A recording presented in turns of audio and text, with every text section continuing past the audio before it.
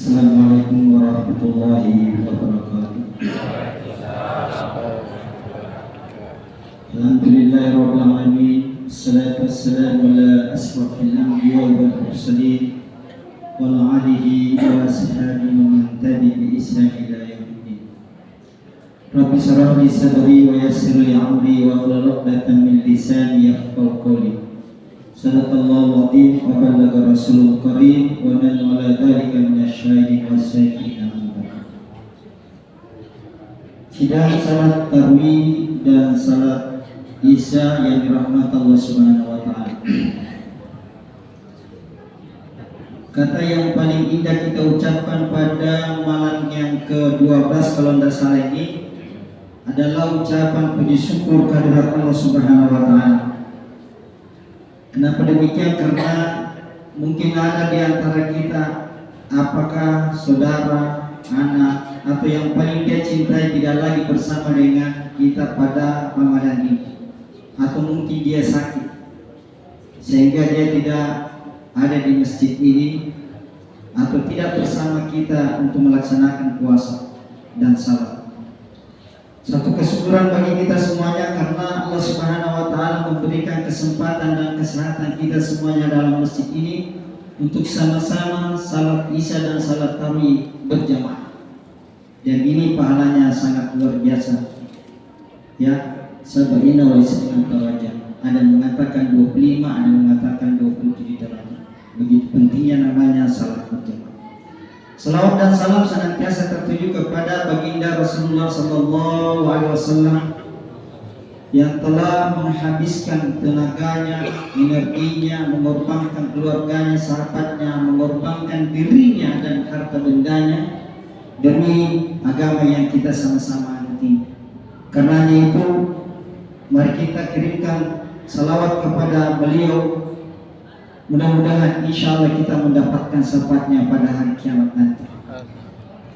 Hadirin Allah Subhanahu wa taala, izinkan saya untuk mencoba mengangkat tema tentang sedekah. Rasulullah sallallahu alaihi wasallam bersabda dalam sebuah hadisnya mengatakan bahwa afdhalus sedekah fi Ramadan, atau kama qala Rasulullah sallallahu alaihi wasallam, bahwa sebaik-baik atau seutama-utama daripada sedekah adalah pada bulan suci Ramadan. Kenapa Rasulullah menyebutkan bahwa sedekah itu sebaik-baiknya pada bulan suci Ramadan? Karena pada bulan suci Ramadan inilah yang harta benda yang kita miliki kita harus share, kita harus bagi, supaya orang yang berpuasa juga menikmati yang selama ini dia tidak nikmati. Sedekah ketika kita keluarkan dia tidak pernah habis, karena sedekah artinya adalah membenarkan. Artinya kita membenarkan bahwa harta benda yang kita miliki itu adalah berasal dari Allah Subhanahu wa taala. Karena kalau kita mengatakan ini hasil usaha saya, ya betul, tapi ada intervensinya Allah Subhanahu wa taala di dalamnya. Karena itu berbahagialah orang yang memiliki harta benda, yang memiliki potensi untuk berbuat baik kepada orang lain, ketimbang dengan orang yang tidak memiliki kekayaan. Ya, tangan di atas lebih baik daripada tangan di bawah. Artinya orang yang kaya itu senantiasa memberikan kebaikannya kepada orang lain. Saya teringat sekali apa yang disampaikan oleh guru Kiai Sanusi Baco tentang persoalan sedekah atau harta benda yang kita infakkan atau kita berikan kepada orang lain.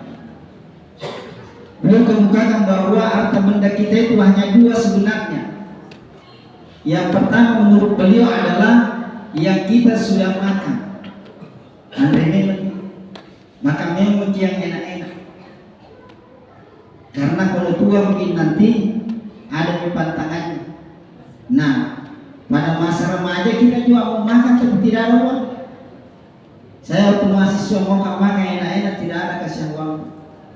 Nanti sudah sarjana baru ada uang. itu pun mulai dilarang oleh dokter, samurat ini semacam. Nah karena itu makanlah, belanjakanlah, ya bangunlah rumah, ya sebaik-baik beli bumi. Karena itu harta benda kita sesungguhnya. Yang kedua menurut beliau adalah yang kita sudah investasikan di dunia sosial. Ya, misalnya ini masjid ini, ya dulunya tidak ada AC-nya, ada kipas, ada AC-nya. Dulu hanya kipas angin. Bagi yang menyumbang itu, selama AC ini dipakai, maka selama itu pula dia mendapatkan namanya pahala, tanpa mengurangi orang yang menikmati beribadah. Kita bangun pesantren, kita bangun jembatan, kita bangun pesantren-pesantren habis, selama proses itu ya kita juga mendapatkan pahala. Karena itu wanta yang ada di bank miliar, ada wanta di rumah, ada kemungkinan itu bukan milik kita. Bisa harta benda itu jadi berperkara, bahkan mungkin jadi ya saling bunuh-membunuh. Apalagi kalau ya proses pembagian atau mungkin ya penanaman akidah terhadap anak yang kita miliki itu tidak ada, akan membahayakan harta benda kita. Karena itu hadirin bulan Allah Subhanahu wa taala, berinfaklah, bersedekahlah, karena itu akan menjadikan amal jariah kita, itu akan menjadikan pahala bagi kita. Belum pernah saya melihat orang yang senantiasa bersedekah, berinfak, berzakat jatuh dalam keadaan sakit, jatuh dalam keadaan miskin. Justru harta benda yang dia infakkan, sedekahkan itu semakin banyak dan berberkah.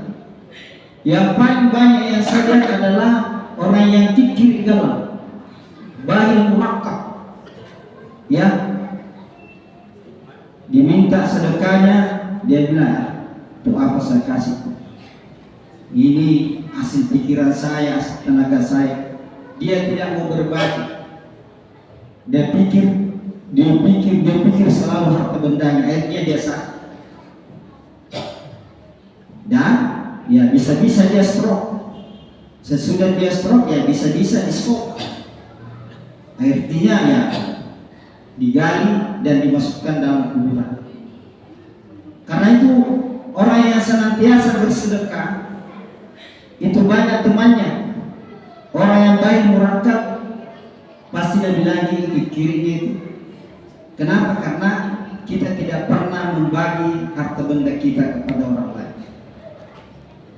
Inilah Ramadan datang kepada kita untuk mengimplikasikan daripada harta benda yang kita miliki. Tadi dikatakan oleh protokol bahwa harta benda yang kita berikan minuman, makanan kepada orang yang berbuka, itu kita mendapatkan pahala tanpa mengurangi pahala dari orang yang menyumbang. Luar biasa, ya. Nah karena itu mari kita menjaga ya kebersamaan kita. Mari kita senantiasa memberikan walaupun sedikit harta benda, walaupun ya sedikit kita berikan dengan ikhlas, itu akan menjadi berbekas dalam ya kehidupan kita. Karena banyak harta benda kalau kita tidak ikhlas tidak ada maknanya, ya. Nah kalau orang kaya memberikan sumbangan, bersedekah, itu wajar saja. Tapi kalau orang miskin bersedekah itu sangat luar biasa. Kenapa? Karena harta benda yang dia miliki itu sebenarnya masih kurang. Kemudian dia juga bisa membantu orang lain. Nah ini ada kisah sebelum saya tutup ini. Saya pernah diskusi dengan Profesor Dr. Presiap di Fajar sana.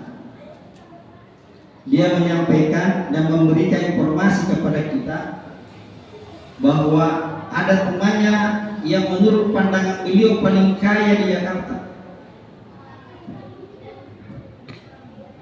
Kemudian dia orang kaya ini pulang dari kantornya menuju rumahnya. Kemudian di tengah perjalanan dia melihat orang yang memikul jualan. Kemudian dia singgah dan mengeluarkan beberapa uang dari dompetnya. Kemudian orang yang menerima katakan terima kasih banyak, mudah-mudahan Allah Subhanahu wa taala melipat gandakan harta benda dan menjaga harta benda dan keluarga. Terharu orang yang kaya tadi. Ada nasa, cek dek na ulang kasih. Kenapa sedikit saya kasih? Ya, banyak orang yang saya kasih berjuta-juta tapi tidak ada kata terima kasih dan doanya. Dia ada penyesalan bahwa kenapa sedikit saya kasih, seharusnya banyak. Ini yang disampaikan oleh Profesor Dr. Quraisy. Apa yang kita bisa tarik dari cerita itu? Bahwa kalau ada orang yang memberikan harta benda kita, membantu kita, ada yang orang memberikan sedekah kepada kita, jangan lalu dibilang sedikitnya. Pasti orang yang memberi itu dia bilang ini tidak dikasih kedua kali. Pasti ada perasaan begitu. Tapi kalau kita bilang terima kasih banyak, ya mudah-mudahan Allah memberikan lebih banyak lagi, kita doakan dia. Itu pasti orang yang memberi itu ada perasaan alhamdulillah, ternyata pemberian saya di situ. Ya. Dan ini yang paling banyak barangkali yang kita dapatkan di masyarakat.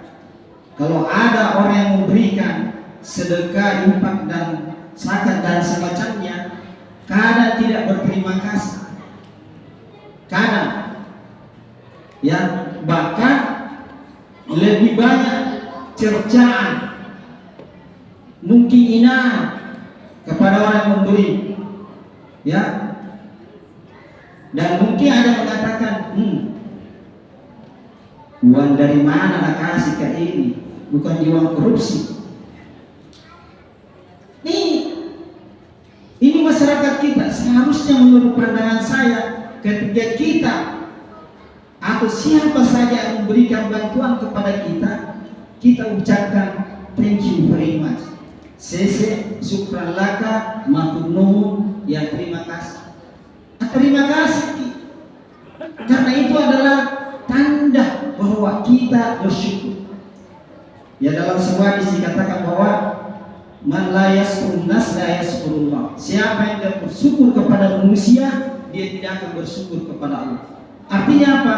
Melalui pemberian manusia kepada kita, seharusnya kita berterima kasih. Dan tidak pernah itu Allah langsung memberikan rezeki kepada kita melalui perantara manusia. Karena itu, ya, terima kasih kepada orang yang memberi dan banyak berdoa kita. Mudah-mudahan ya setelah doa nanti dia banyak lagi dapat rezeki dan diberikan lagi kepada kita. La in syakartum la azidannakum wa la in kafartum inna adzabi lasyadid. Ketika kita bersyukur maka Allah akan menambahkan, tapi ketika kita kufur tunggulah asapku yang amat sangat pedih. Inilah barangkali yang saya bisa sampaikan, cukup 15 menit. Seperti apa yang bisa disampaikan oleh penitia, jangan lebih dari 15 menit. Ya, mudah-mudahan ada berkahnya, ya mudah-mudahan ada manfaatnya, karena kita tiap malam ini bicara main.